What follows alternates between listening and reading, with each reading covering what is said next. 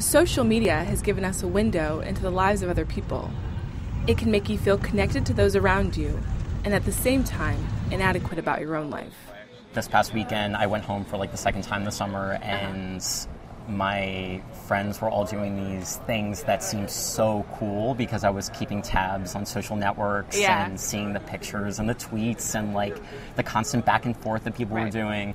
And it made me feel like I was cut out of that. When you see all these things happening without you, that's what you think. It's you think real. That it's a real feeling. They've had these progressions in the relationships, and you weren't part of that. Anil Dash, a writer and entrepreneur, understood what the social media world describes as the fear of missing out.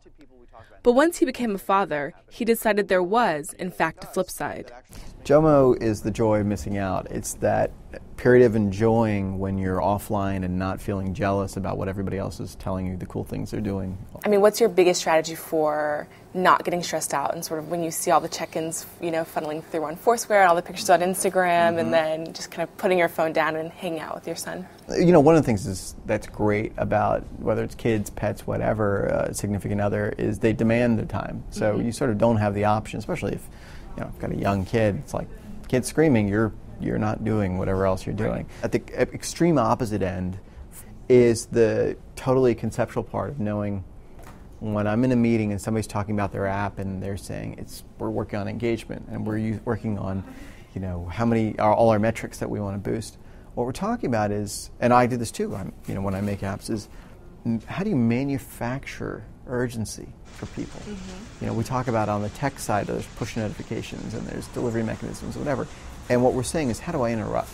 Part of the reason so many of these services have been so successful is because they're really good at getting us to contribute and to participate. Do you think that those businesses are starting to be cognizant and aware that some of the users are feeling overwhelmed? I hope they do. I think to some degree, Facebook chooses what they show on your news feed, so they're doing that a little bit. They're managing your attention somewhat. They still do want you to be looking at your newsfeed all day, so there's a little bit of attention for them. Frankly, what I'm working on, trying to put my effort into, is how do we get more meaning out? So instead of, well, this was the one thing that all of your friends linked to today, it's more of, this is the thing you'll be glad to have read. Part of the reason that you've stumbled upon the joy of missing out is because you have a really good reason to be missing out. And for the rest of us, I'm sort of coming around to this idea as well and sort of becoming okay with, being a bit more in the present and enjoying kind of moments as they happen instead of worrying about what else I could be doing. It was good to have a moment of clarity, but I think we can get there without it. I'm fine to say, tonight I'm going to curl up with the internet. Definitely. But we don't do it that mindfully. Life is about moments, I guess. No, yes, I'm so glad you said that because I agree, and I think that's actually the key of JOMO. And FOMO sounds so silly, but that's the key of JOMO, is remembering that it's not about tuning into what everyone else is doing or what everyone else's moments are. It's like being present in your own moment and enjoying that as much as you can, which I'm struggling with, but I'm working on it.